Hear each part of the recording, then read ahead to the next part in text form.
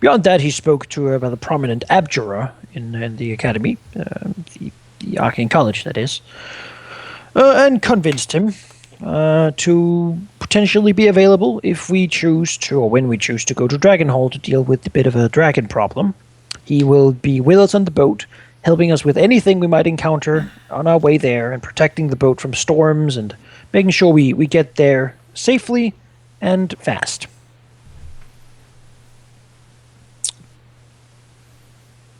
All right. Dwohurim, you also have a noteworthy encounter at the Arcane College, perhaps while Dwohurim is relaxing / brooding.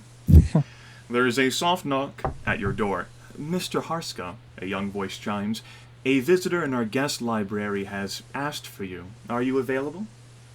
I'll look up from his papers and sort of make sounds of them being flipped through as if he was doing something important. And he'll stand and says, yes, I'll be right there. Who is this? I think I heard her name according to the front desk being said as Ursilia Melkor. Shall I escort you there? He visibly, well, says, just a second. She looks around to get his stuff. All right, Staff, his wand. Just compose himself a little bit. Right. Yes, and he opens the door and steps out. It is a small page, probably like some noble sons, like noble twit, who got like pawned off to the Arcane College to begin like learning cantrips and shit. And, he'll escort you through the Arcane College. You arrive in the first floor guest library, just off the main entrance hall of the Arcane College. Per Dragon Empire standards, it's a priceless collection of knowledge painstakingly penned by hand. By the college's standards, it's the smallest library here. Even Teraptus's bookshelves are better stocked. The cozy room is well lit by a combination of light streaming through the windows and a small fireplace. Several bookshelves stand unobtrusively to the side, giving room for lounge chairs and couches, for small tables and wine glasses, where prominent guests may wait in comfort. One such individual sits here, sipping dark wine, while watching the fireplace. You'd recognize her by aura alone, though it no longer threatens to overwhelm your senses. She's dressed in practical, yet ornate clothing, suitable both for travel and for displaying her incredible wealth. As you enter, her head rotates, a gloved hand brushing a lock of blonde hair from her face. My, you have grown. Stalks into the room, looking around, making sure that they're alone. Other than the individual who led you here, who has other business to take care of, you two are alone. I'll close the door, looking at her. Say, and what is that to you? A comment on your well-being and health. He gives her sort of a sarcastic, overly friendly smile. Says, yes, you very much taught me a lesson there, didn't you? We all have much to learn over the course of our lives. Please, sit. Would you like a drink? And she extends her wine glass towards you. He says, I brought my own this time, and takes out his water skin with the stale water. Drinking from it and trying to make it seem like it's really better than it is. It's really not that good.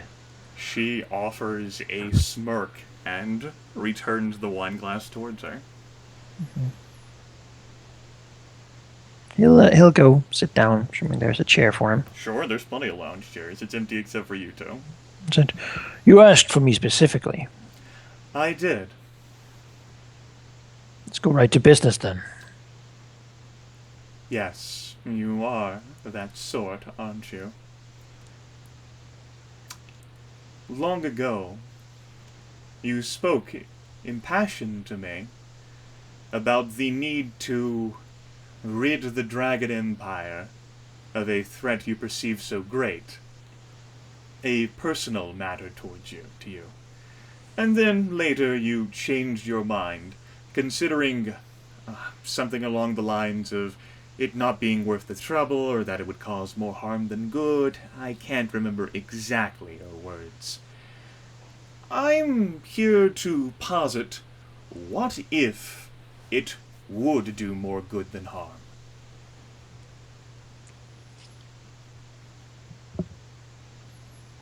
And do pray tell, how would that work?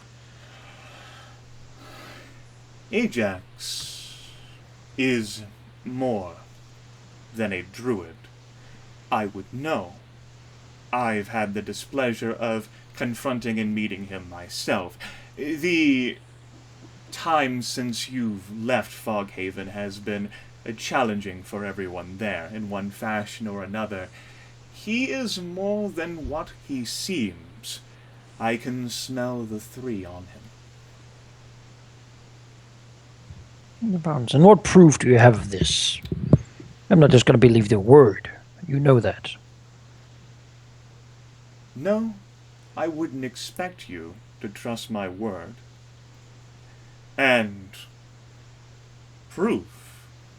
What could I offer to demonstrate that beneath the skin of a former human is a coiled beast of chaos, thoroughly drenched in dreams of power, and hoping to spark war between the Dragon Empire and nature so that the three might prevail?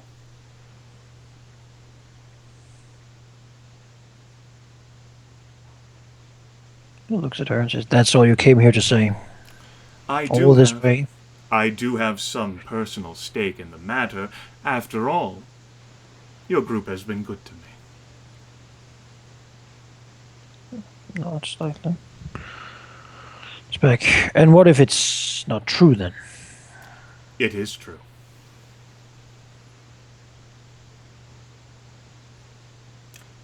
The best way for you to see would be to confront him and observe a demonstration of power. Alternatively, you could query other individuals who are familiar with druidic lore. It is not unheard of for druids to lose themselves to corruption and become massive blobs of chaotic flesh. Indeed, by leaving him alive instead of taking care of your personal nemesis, you have exacerbated the problem. Once I could have dealt with him. Now he is beyond my reach. Consider for yourself why he would have chosen to appear around this area, the city of Newport, at such a time. He's not here for the High Druid. He's here for you. It's just my thing for me. Yes? You know, his eyes looking at her. So what do you propose then? What would we do about this? Well, the same thing that you could have done ever so long ago. You might be worried about sparking a war, but if you were to kill him, or rather attempt to, you could see the disfiguration and monstrosities for yourself. I want him dead, but I don't have the ability. You want him dead, but you're worried about whatever it is you worry about.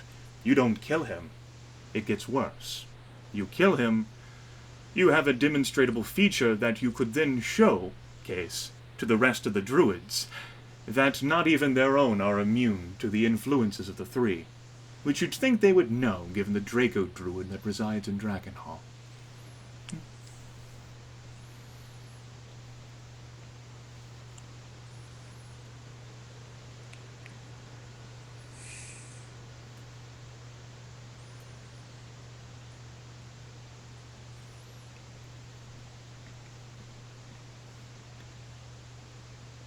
So trouble either way.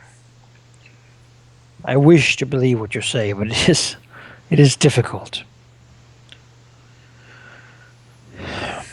I would like to think that our relationship would be stronger considering everything that we've shared between each other. That, and you are with Leon, which gave you some countenance. No, it's just well then.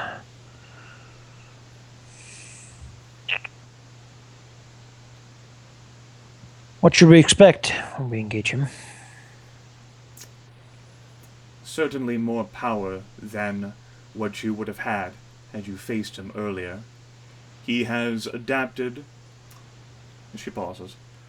Once, his humanity, and the chaotic infusions the three bestowed upon him warred with one another, and they were not perfectly blended together.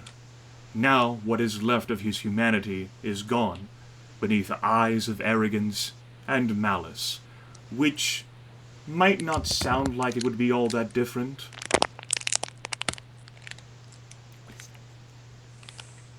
Is someone, like, crinkling like a Capri Sun or something?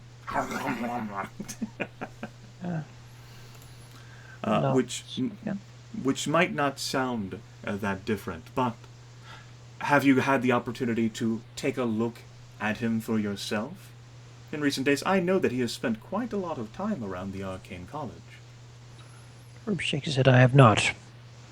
I was instructed to try to keep my distance. To not upset the diplomacy. Of course. Consider, however, just hazard the possibility that what I am saying is true, and that Ajax does not serve the High Druid, but instead serves the interests of the three. I don't know exactly what your group is doing here in Newport, but given what I've heard, you have made some offense against the three, and perhaps they have called in a means by which they could handle you, someone with enough experience to have defeated you once. Shrugs, seeing the sense in it. Says, I listened to your warning. Do you have any other things to tell me? Or is this a simple warning? A simple warning with the hope that you will act upon it. He personally offended me, and I no longer have any interest in seeing him live.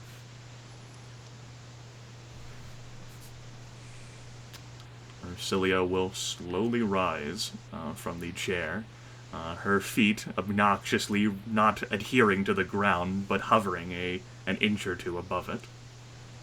Dwohurim will rise as well. Try to size her up. Sort of.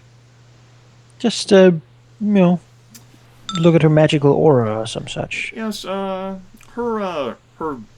sort of like her placid mask, which used to remain on her face whenever she spoke without emotion, is gone, and she is regarding you, it seems, from what Dwohurim's interpretation, could be as an equal, rather than an inferior being. And indeed, the aura which once felt oppressive and threatened to overwhelm you when you initially encountered her so many months ago, is no longer so. Dwohurim feels as if, it would be a fair fight just between you two. Alright then. That's some news.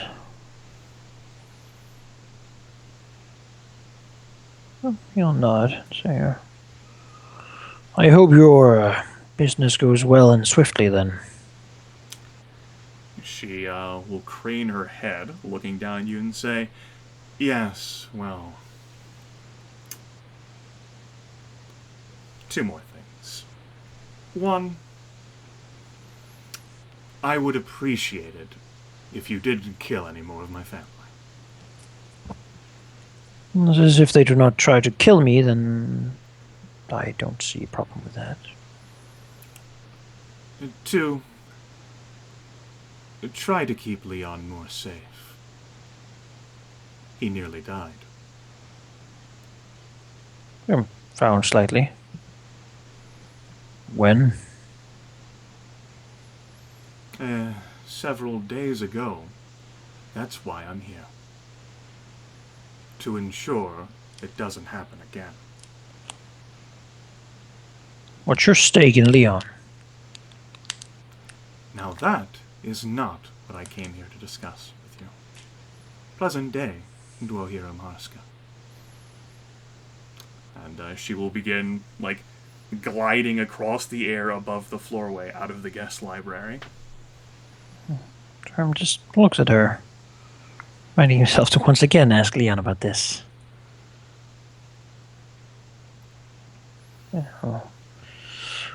Go about checking where Ajax stays and when he's just leaving, and look into his business in general. Okay. Well, you wouldn't know where Ajax specifically stays because he does leave the city entirely, according to what the people of the Arcane College would say. He arrives in the morning and might harangue with Lord Teraptus from anywhere between, 4 to 12 hours. Of just, constant, antlers locked inside a room that's soundproofed, effectively, by magic, so no one can listen in. And then Ajax leaves, although, an individual would warn who brings Lord Teraptus food that it seems that after every, battle of wills between Ajax and Lord Teraptus, the wizard looks more defeated and resigned. Yeah, so sooner rather than later is what that means.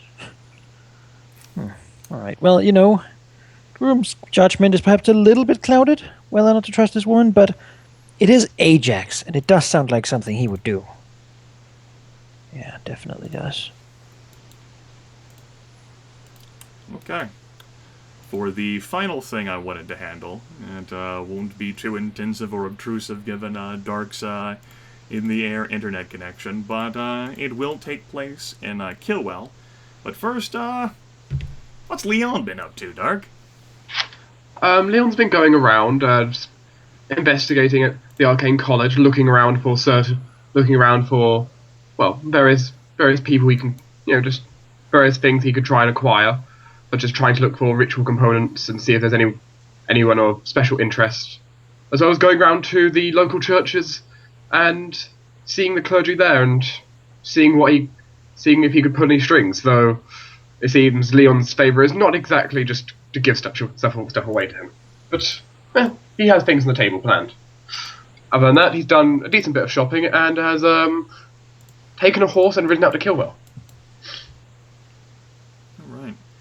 It is during your time in the morbid-looking fishing village, which has a very somber and despondent air about it, the deaf speaker informing you of events that transpired here, like the slaughter of maybe 8 total occupants of maybe a village that has less than 70 people in it. And of course the mayor having been escorted by the rest of your group back to the city of Newport. And it is during your time together that Deaf Speaker will blink at you, perhaps like you're standing outside the tavern, which is a rather sordid and sorry affair, and he will slide the mask up his face and give you a concerned look with his eyes. Leon. Leon turns his head. Yes? You wouldn't happen to feel that, would you? Leon looks around. Does he feel anything off? As the deaf speaker offers this consideration, next to you two, more closer to Leon than the deaf speaker, a small vortex of wind begins to swirl as gray and black matter begin to coalesce together into a shade, a messenger that is used, particularly, Leon will recall, among the undying peerage, the nobility of undead. Its soulless eyes fixating upon your character as the creature finishes forming, its translucent shape hovering in the air. A grimace on Leon's face as he watches it coalesce. A sight that is oddly familiar for him to see, though normally not coming for him. Servant Leon, it is my pleasure to report that your lord is pleased by your recent actions. It is with your assistance that Lord Zaza, Viscount of Wrath, Marquis of Secrets, was able to obtain the highly contested and often hunted Orb of Storms.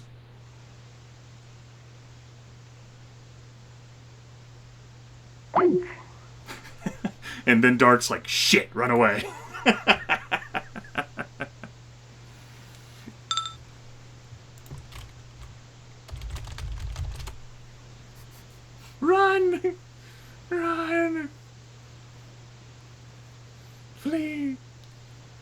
We'll wait.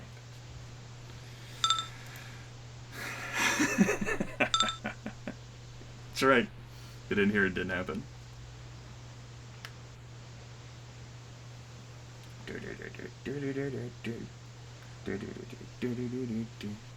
Wonder how long it takes to make nachos.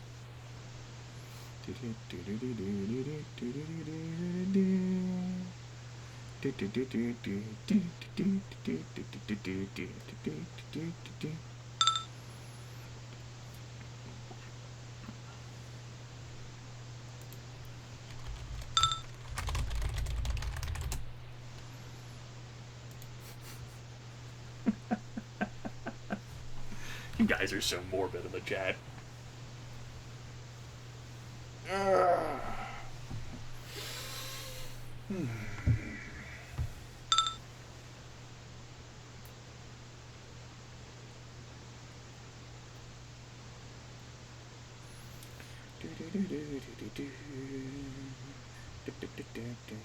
That is certainly curious, though, that he is connected to... And I'm back. Yes, yes. Lord Zaza, Viscount of Wrath, Marquis of Secrets, has, with your assistance, been able to obtain the very powerful and much sought after Orb of Storms. Leon's face drops. Yes, Servant Leon. The Undying Peerage has been hunting for the dormant artifact for some time, but through the efforts of you and your companions, you squirreled it out of hiding, and then gave your lord all the opportunity he needed to obtain it. Even now, your lord works to unravel its secrets. He is most pleased with your performance.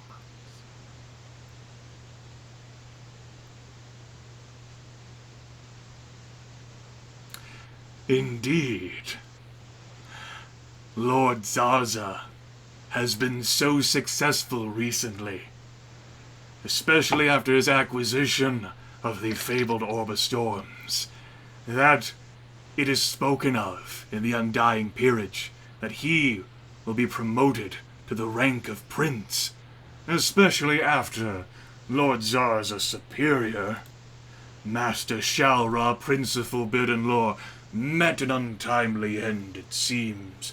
Some dragons had the fortune of finding the prince's phylactery. So there is a vacancy. Because of you.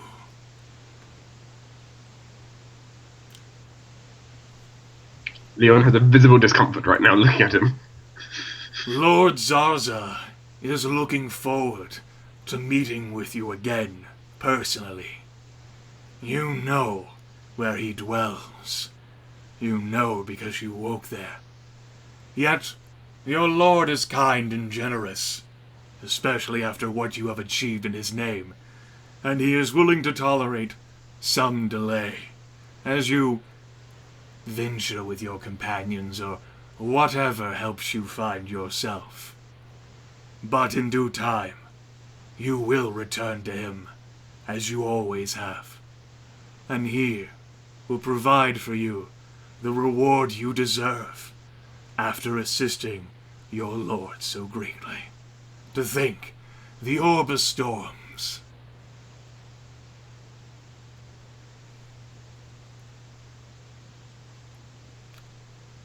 Is there anything else you would like to tell me? Or is it just his gloating now? The, Shade shakes its head. Not at all. Farewell, Leon Demnera, servant of the One-Eyed King. And the Shade discorporates. I'm no servant. Not anymore. Leon mutters under his breath. The Deaf Speaker, with his mask still above his head, looks at you with a mixture of confusion, worry, and a slanted eyebrow.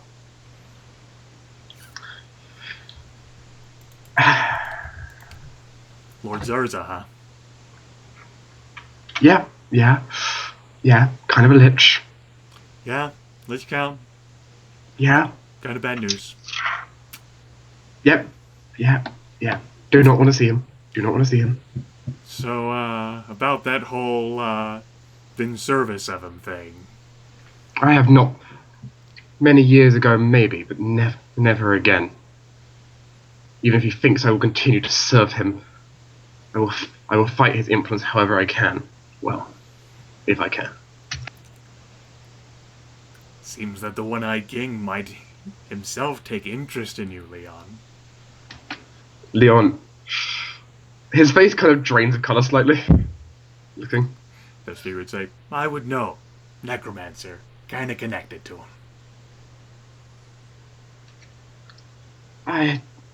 I hope I don't draw much more attention from him. Though, by luck.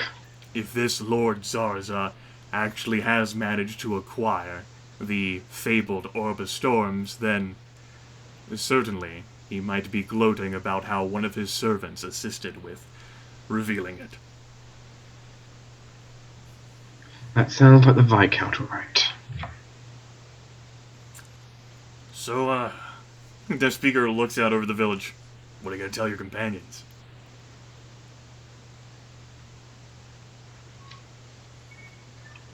Well, I'll tell them that the Viscount happens to have the Orb of Storms and is trying to activate it. Other than that, we'll have to just see. Right. Well, anyway, the Death Speaker will open his robe. As I was saying earlier, I managed to check out Domino's hideout, the Cavern Complex, after the Redcaps your companions encountered after they left. There isn't much in the way of utility there. I've informed the people here, and they've used greatly of the food that Domino had in supply. Nothing remaining of her. I'm pretty sure they devoured her. There, however, was Throderall's final ledger, which he will then hand over to Leon. It's a bit blood-spattered. All I could find in it, though, myself, perusal during a night, was that, it confirms what Domino said. He most specifically did pay your Vayne Delacroix to kill you. And take Tempus and, basically abscond and retire with him.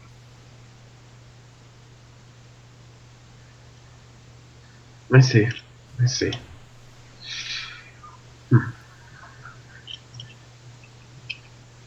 Very well.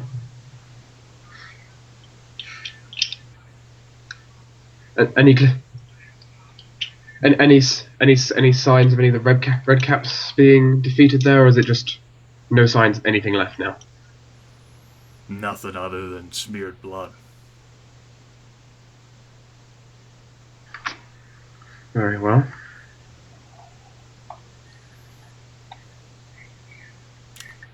Alright. Something for you folks to consider and think about then. It is very close now to actual session start time. I'm gonna refill my drink. So yes, you can take some time. I'm sure you folks have already been thinking about the things. And then, a few minutes, we can actually begin the session proper. Hopefully with Gryph not. Yes. Maybe sheep as well. No. I am in fact here. Yeah. Awesome. But I'm going to leave now and come back in a moment after I got a new drink.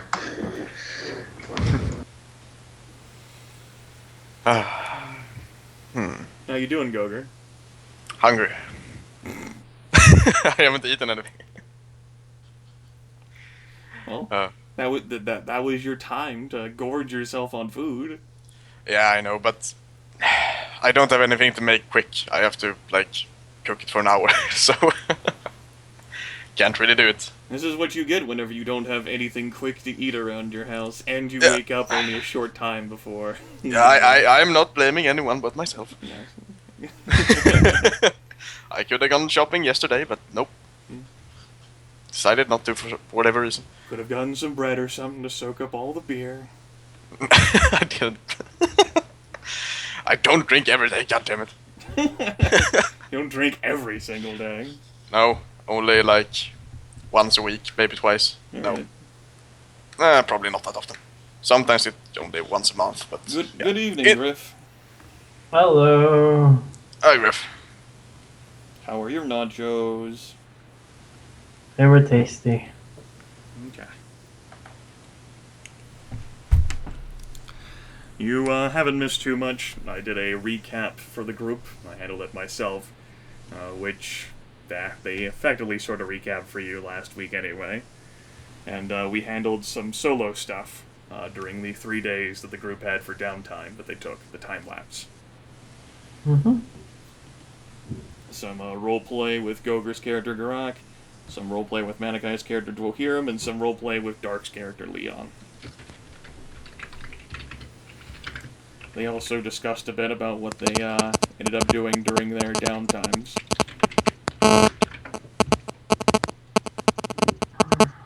Also, phone noises. Lots of them. Alright. Okay. Oh, hey, Gryph. Hello. Wait a minute. I said I was going to get a drink, didn't I? I brought... I brought chocolate instead. You're terrible at drink business. So the betrayer has shown himself, huh?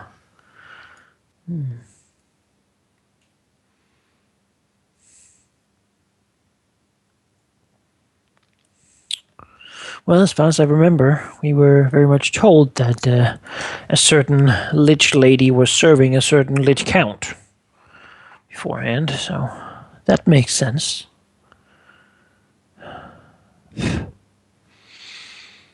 Actually, remember I did have something to eat.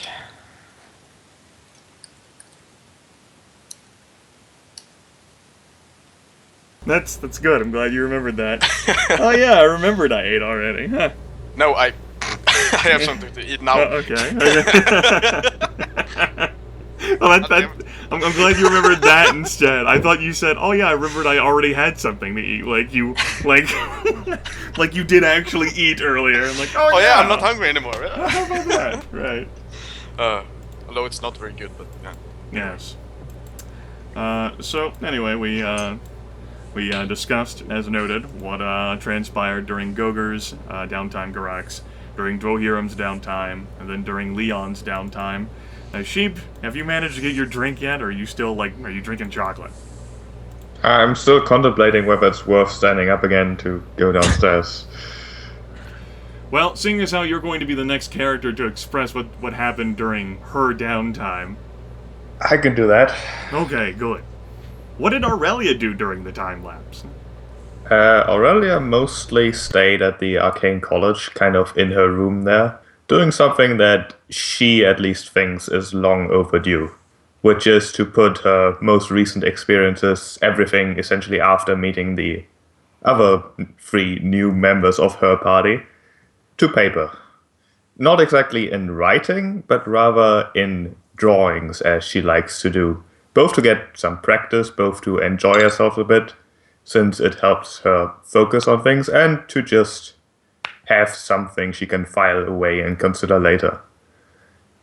It will have gotten to the point where the room she's staying in would essentially be the floor would be completely covered in sheets of paper with charcoal sketches, some more elaborate than others, showing a variety of both situations, locations, and people.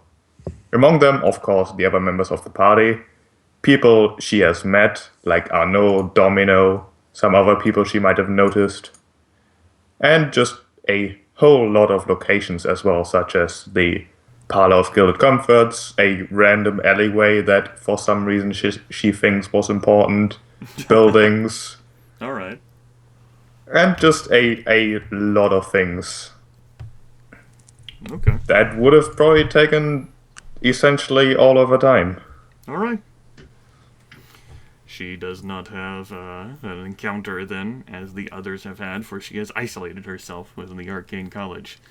Okay. Our last character that we'll end up discussing then, and don't know what he's been up to, so we can actually kind of listen in here.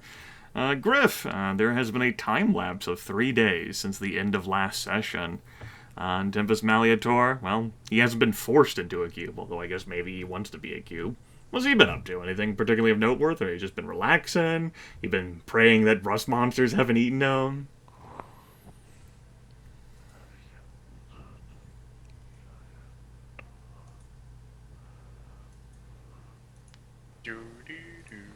Good response.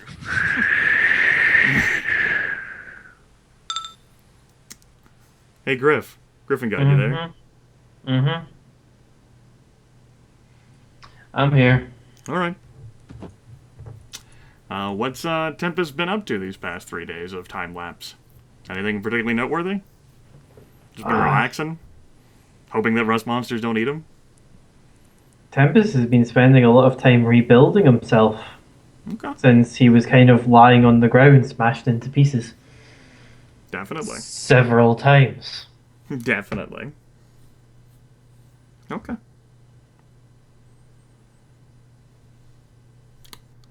He end up doing anything else? Nope. All right.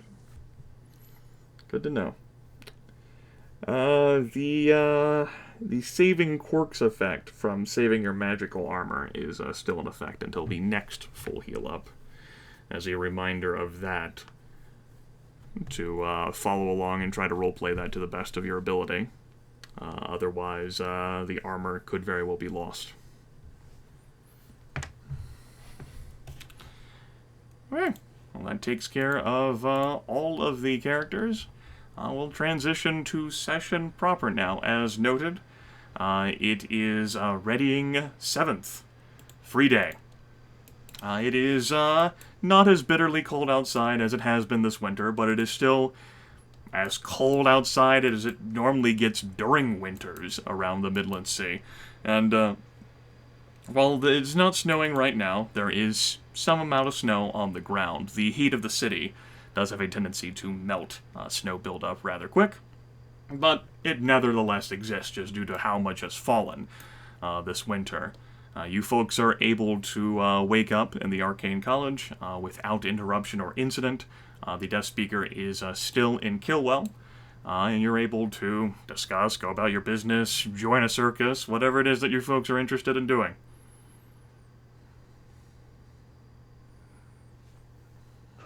Well, just to refresh my mind, it was at the end of the month we had to save who again from the dragon?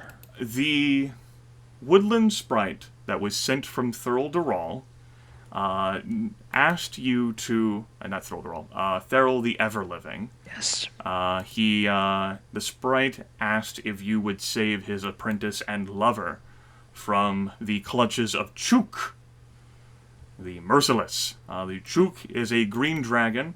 You attended a party of hers before you left Drakenhall, and she and the druids have no love for each other at all. Chook has managed, according to the sprite, to get her claws around Theryl's lover. And Chook has a long-standing reputation of playing with her food as she interrogates people and then will probably eat them.